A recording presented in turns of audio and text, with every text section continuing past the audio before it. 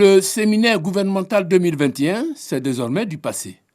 Singularité de la présente édition, une journée dédiée au secteur privé. Le président Alassane Ouattara est un économiste libéral, c'est-à-dire qui pense que l'économie doit être développée par le secteur privé et non par l'État. L'État ne fait que voter les réformes et créer le cadre, construire les infrastructures, mais véritablement, celui qui doit faire bouger le pays, c'est le secteur privé.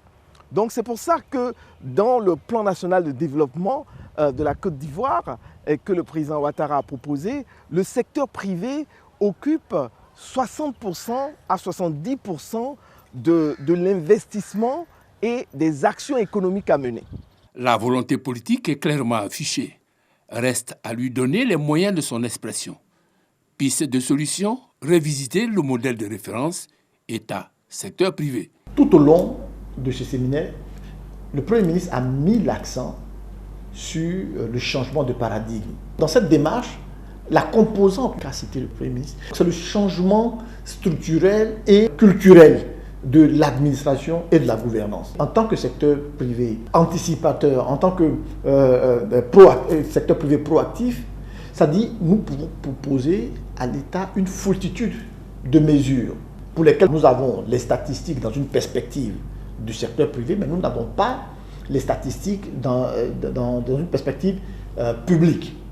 Et donc, quand ces mesures, nous les mettons à la disposition de l'État, il lui revient d'évaluer les incidences et les impacts de ces différentes mesures que nous proposons. Pour faire prospérer cette dynamique, un premier palier doit être franchi et réconcilier le temps du public avec celui du privé. Un des cas, par exemple, c'est par exemple la question du remboursement des crédits de TVA.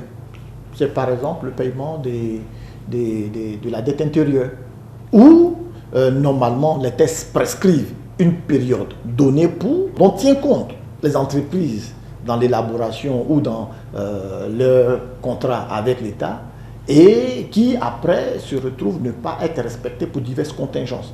Mais en tout état de cause, dès que les dispositions, l'État a pris beaucoup de dispositions, on est parti de 90 jours, on est arrivé dans certains cas à 60 jours, dans certains cas à 45 jours. Ce sont des aménagements qui sont intéressants, faut-il encore les respecter? Là, vous avez une forme de coïncidence entre le temps des entreprises et le temps administratif, quand par exemple on est d'accord qu'au bout de 45 jours on doit payer une dette intérieure et que dans ces délais-là c'est fait. La seconde action doit porter sur l'élargissement de l'assiette fiscale par la formalisation du secteur informel et le développement de l'esprit d'entreprise. Le taux optimal d'entrepreneurs qu'il faut en Côte d'Ivoire, c'est 168 entrepreneurs pour 1000 habitants. Mais aujourd'hui, on est autour de 7 entrepreneurs pour 1000 habitants. Donc, il faudrait multiplier cela pratiquement par 20. Donc, il y a encore des efforts énormes à faire. Il faut non seulement revoir comment est-ce que le système fiscal, d'où la réforme fiscale, mais également arriver à convaincre, n'est-ce pas, à créer la confiance et à convaincre les acteurs dans l'informel qu'ils ont plus intérêt à aller dans le formel que de rester dans l'informel.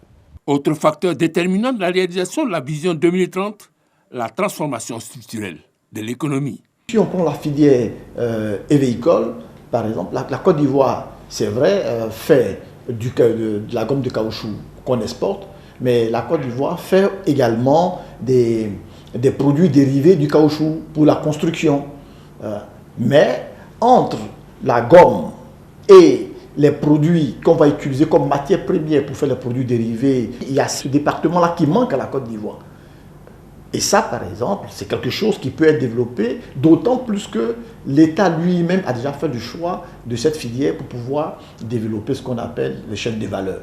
Il en va de même dans le cas de la NACAD, et vous savez qu'il y a beaucoup de dispositions qui ont été prises pour inciter les entreprises à transformer un certain nombre de produits pour que la Côte d'Ivoire exporte de moins en moins des produits pas véritablement très transformés pour passer à des produits beaucoup plus sophistiqués.